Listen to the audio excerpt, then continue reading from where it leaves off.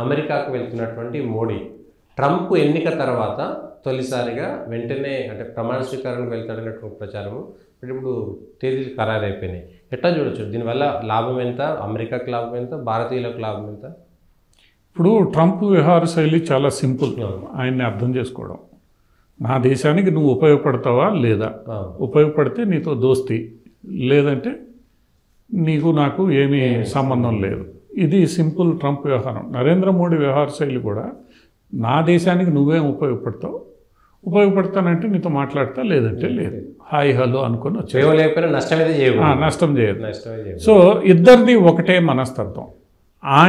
ఆయన దేశం గురించి ఆలోచిస్తాడు, ఈయన దేశం గురించి ఆలోచిస్తాడు.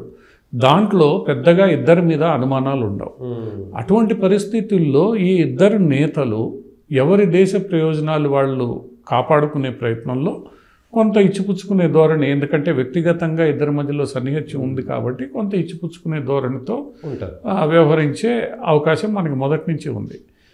ట్రంప్ ఈ విషయాన్ని ఒక నరేంద్ర మోడీ ఫోన్ కాల్ మాట్లాడిన తర్వాత ఆయన చాలా సూటిగా చెప్పాడు. నరేంద్ర మోడీ నాకు చాలా మంచి మిత్రుడు, కానీ ఆయన ఒక ష్రూడ్ లీడరు, ఆయన దేశం గురించి ఆలోచిస్తాడు. సో వాళ్లతో డీల్ చేసే పద్ధతిలో నేను డీల్ చేస్తానని ఆయన ఇది చెప్పుకొచ్చాడు. అందువల్ల ఇద్దరు స్ట్రైట్ ఫార్వర్డ్, వీళ్ళల్లో దాపరికాలు లేవు. ఆ లేని సందర్భంలో వీళ్ళిద్దరూ ఎవరి దేశ ప్రయోజనాల్ని వాళ్ళు కాపాడుకునే ప్రయత్నం చేస్తారు. ఇది మొట్టమొదటి. సో వ్యక్తిగతంగా ఇద్దరి మధ్య కొంత సన్నిహితం ఉంది కాబట్టి ఇద్దరు విషయాలని అవుట్ ఆఫ్ బౌండ్స్ పోకుండా చూసుకుంటూ సమస్యల్ని పరిష్కరించే అవకాశం ఉంది. ఈ ట్రంప్ వ్యవహార శైలి వల్ల ఈరోజు నరేంద్ర మోడీకి కొన్ని ఇబ్బందులు తీరుతాయి. ట్రంప్ మేలు చేస్తాడా లేదా తర్వాత సంగతి. మేలు చేయకపోయినా హాని చేయడు. ట్రంప్ జోలికి నువ్వు వెళ్ళనంత వరకు నీ జోలికి ట్రంప్ రాడు. సో హాని చేయడు. హాని చెయ్యకుండా ట్రంప్ తీసుకుంటున్న చాలా నిర్ణయాల కారణంగా ఈరోజు భారతదేశానికి కొంత ఊరట. ఇప్పుడు ఫారిన్ ఫండ్ అన్ని దేశాలకే ఆపేశాడు. దాంట్లో పాకిస్తాన్ ఉంది, బంగ్లాదేశ్ ఉంది, శ్రీలంక ఉంది. అన్ని దేశాలకి ఏదైతే డీప్ స్టేట్ పేరు మీద డబ్బులు వచ్చేవో అవి మొత్తం అసలు ఆ ఎన్జిఓలన్నింటినీ నేను మూసేస్తానని ప్రకటించాడు కూడా. ఆఖరికి ట్రంప్ ప్రభుత్వంలో ఇప్పుడు గూఢాచార విభాగాల అధినేతలు కానీ, లేదా ఇప్పుడు ఎలాన్ మస్క్ లాంటి వాళ్ళు కానీ, లేదా విదేశాంగ శాఖ మంత్రి కానీ, వీళ్ళందరూ ఈ డీప్ స్టేట్ని క్రిమినల్ గ్యాంగ్గా వర్ణిస్తున్నారు. వీళ్ళు ఈ క్రిమినల్ గ్యాంగు ఏ స్థాయికైనా వెళ్ళగలదు. ఆఖరికి ఈ క్రిమినల్ గ్యాంగ్ వ్యవహార శైలి కారణంగా ట్రంప్ చాలా ఇబ్బంది పడ్డాడు. ఒక అధ్యక్షుడి మీద ఇన్ని సంవత్సరాల చరిత్ర ఉన్న అమెరికాలో ఇన్ని కేసులు పెట్టింది లేదు, కానీ అన్ని కేసులు పెట్టించారు వీళ్ళు. ఈ మొత్తం డీప్ స్టేటు అతన్ని ఇంపీచ్ చేసేదాకా వెళ్ళింది. అంటే ఈ డీప్ స్టేట్ ఎలా వ్యవహరిస్తుంది, ఎలా పనిచేస్తుంది అనేది ట్రంప్ అనుభవపూర్వకంగా నేర్చుకున్నాడు. కాబట్టి రాగానే ఈ డీప్ స్టేట్ మీద అతను గట్టి చర్యలు తీసుకుంటున్నాడు. దానివల్ల కొన్ని లాభాలు నరేంద్ర మోడీకి, కొన్ని ఇబ్బందులు మన భారతదేశానికి తీరే అవకాశం ఉంది. ఇక ఇజ్రాయెల్కి ఆయనకి ఉన్న సాన్నిహిత్య సంబంధం మొన్న బయటపడింది కాబట్టి ఈరోజు అరబ్ దేశాలు కూడా ఆచితూచి వ్యవహరిస్తాయి. భారత్ విషయంలో కొంత అది కూడా అడ్వాంటేజ్ అవుతుంది. ఈ మిగతా విషయాల్లో మనకి ఎక్కువగా ఇబ్బంది కలిగించే అంశం ఏదైనా ఉంది అని అంటే ట్రంప్ దృష్టిలో అది ఇరాన్తో సంబంధాలు. ఇరాన్తో మనం భారతదేశానికి ఉన్న సంబంధాలు. రష్యా విషయంలో కూడా ట్రంప్ పెద్దగా నాకు పుటిన్ స్నేహితుడు అంటాడు, అవసరమైతే నేను ఉత్తర కొరియా రష్యా పోతానంటాడు. ఇవన్నీ పెద్ద ఇబ్బందికరమైన వ్యవహారాలు కాదు. కానీ ఇరాన్ విషయంలో మాత్రం ట్రంప్తో మనకి కొంత ఇబ్బంది వచ్చే అవకాశం ఉంది. ఆ ఇబ్బందిని ఎలా తీర్చుకోవాలి, ఏంటి, ఎంతవరకు ఈ వ్యవహారం మధ్య మార్గం ఏంటి అనేది భారతదేశం ఆలోచించుకోవాల్సి వస్తుంది. కానీ ఈ ఇల్లీగల్ ఇమిగ్రేషనే ఈరోజు భారతదేశానికి ఒక పెద్ద తలనొప్పి. ఈ ఇల్లీగల్ ఇమిగ్రేషన్లో ఈరోజు ఆల్రెడీ ఆయన ఒక విమానం నిండా ఒక 120 మందిని పంపించేశాడు. ఇంకా వరుసగా 13,000 చిల్లరో ఏదో 14,000 లెక్క చెప్తున్నారు. ఆ లెక్క ఇంకా రాబోయే రోజుల్లో తేలుతుంది. 18,000-19,000 దాకా వెళ్ళే అవకాశం ఉంది అనేది. సో ఈ ఇల్లీగల్ ఇమిగ్రేషన్ని మనం కూడా ప్రోత్సహించం అనేది మన విధానం. జయశంకరు అదే విషయాన్ని నిన్న పార్లమెంట్లో కూడా చెప్పాడు. కాబట్టి ఇల్లీగల్ ఇమిగ్రేషన్ని ఎలా మనము స్ట్రీమ్లైన్ చేయొచ్చు, ఇప్పుడు భారతదేశ లక్ష్యం ఏంటంటే ఎక్కడికైనా వెళ్ళి ఎక్కడైనా పని చేసుకునే అవకాశం ఉండాలనేది భారతదేశ విధానం. సో అటువంటి పరిస్థితుల్లో అమెరికాలో ఉన్న అవకాశాలని కోల్పోవడానికి భారతదేశం ప్రభుత్వము అంత ఈజీగా అంగీకరించే ప్రసక్తి లేదు. దీన్ని ఎలా పరిష్కరిస్తారు అంటే H1B వీసాలు పెంచుతారా, లేదా ఈ ట్రంప్ తీసుకున్న ఒక నిర్ణయం ఏదైతే ఉందో పుట్టుకతో వచ్చే పౌరసత్వాన్ని రద్దు చేస్తూ తీసుకున్న నిర్ణయం దాని మీద ఏమైనా మాట్లాడతారా? ఈ ఇల్లీగల్ ఇమిగ్రేషన్ అనేది ఈరోజు ప్రస్తుతానికి ఈ రెండు దేశాల మధ్య కొంత ఇరిటెంట్గా తయారయ్యే అవకాశం ఉంది. దాన్ని ఆయన ఎలా చూస్తాడు?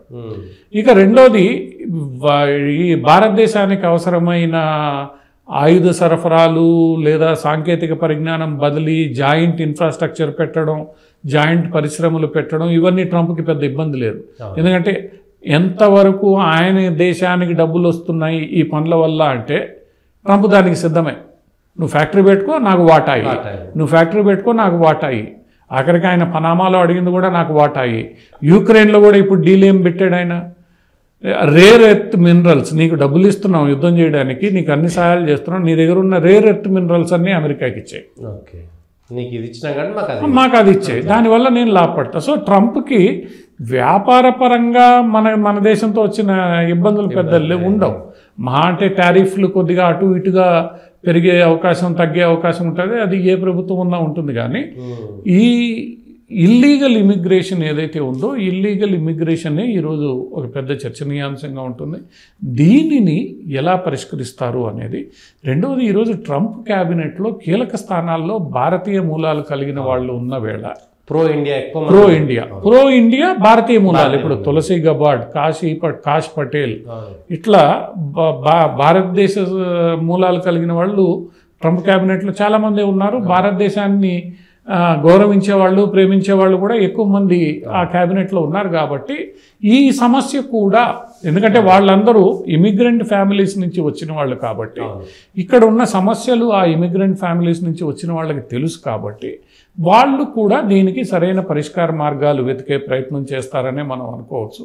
సో ఈ ఒక్క ఇష్యూ కొంత సెటిల్ అయితే మిగతా అన్ని విషయాల్లోనూ భారత్కు కొంత సానుకూల వైఖరి ట్రంప్ నుంచి వచ్చే అవకాశం ఉంది. అందుకనే ప్రధానమంత్రి కూడా త్వరితగతిన వెళ్ళి, చాలా సందర్భాల్లో సంవత్సరం తర్వాత అలా వెళ్ళడం జరుగుతుంది, కానీ ఏదైనా కానీ త్వరితగతిన వెళ్ళి ఒక రిలేషన్షిప్ ఏర్పాటు చేసుకుని దాని మీద చర్చించి ఒక వాతావరణాన్ని క్రియేట్ చేయగలిగితే ఇది సమస్యలు అవుట్ ఆఫ్ ప్రపోర్షన్ బ్లోన్ కాకుండా ఉంటాయి అనేది ఒకటి. ఎందుకంటే ఇప్పుడు ట్రంప్ని వచ్చి కలిసింది ఆ చుట్టుపక్కల ఉన్న కొన్ని దేశాల వాళ్ళు తప్ప, అధ్యక్షుడిగా అయిన తర్వాత ఆయన కలిసింది ప్రధానంగా ఇజ్రాయెల్ ప్రధానమంత్రి, తర్వాత భారతదేశ ప్రధానమంత్రి వెళ్తున్నాడు. విచిత్రంగా ఇటు ఇజ్రాయెల్ భారతదేశానికి నమ్మకమైన మిత్రుడు, ఇటు ఇజ్రాయెల్ అమెరికా మోడీ ట్రంప్ కలిసి ఉన్నారు. అంటే ఇది ఒక కూటమి లాగా, అంటే ఇది కొన్ని ప్రత్యేక పరిస్థితుల్లో దీన్ని ఒక కూటమిగా చూడొచ్చు. మూడు దేశాలని కొన్ని ప్రత్యేక పరిస్థితుల్లో ఈ మూడు దేశాలు ఎవరి భావాలతో, అభిప్రాయాలతో వాళ్ళు ఉంటాయి. కానీ ఒకళ్ళనొకళ్ళు అంతర్గతంగా కలిసి పనిచేసుకునే ఉన్నట్టు వ్యవహారాలు.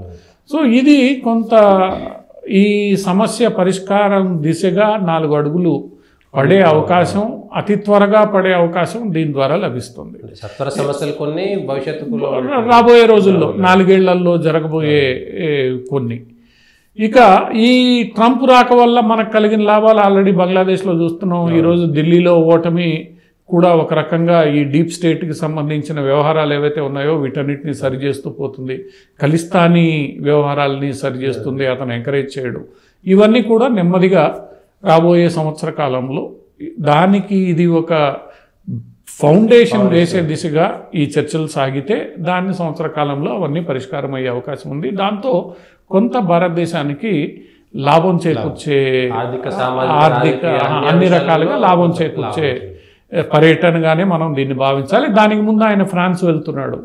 ఆర్టిఫిషియల్ ఇంటెలిజెన్స్ మీద ఫ్రాన్స్ అధ్యక్షుడితో కలిసి ఇప్పటికే సోలార్ అలయన్స్ అని రకరకాలుగా పెట్టి వీళ్ళు చేస్తున్నారు.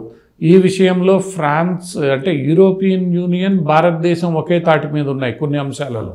టెక్నాలజీ డొమైన్స్లో ఆధిపత్యం కాదు అన్న ఒక అభిప్రాయంతో ఈ దేశాలన్నీ పనిచేస్తున్నాయి. సో అది కూడా ఒక రకంగా ఒక మంచి పరిణామానికే దారితీస్తుందని. రెండోది ఆయన అక్కడికి వెళ్ళినప్పుడు అటమిక్ రియాక్టర్ని సందర్శించబోతున్నాడు, అత్యాధునిక అటమిక్ రియాక్టర్ని ఫ్రాన్స్లో. సో ఆ అటమిక్ రియాక్టర్లకు సంబంధించి కూడా కొన్ని ఒప్పందాలు చేసుకునే అవకాశం ఉంది. కాబట్టి ఏదేమైనప్పటికీ కూడా ఈ విదేశీ పర్యటన, ముఖ్యంగా అమెరికా పర్యటన భారతదేశానికి సానుకూలంగా ఉండే అవకాశమే ఉంటుంది.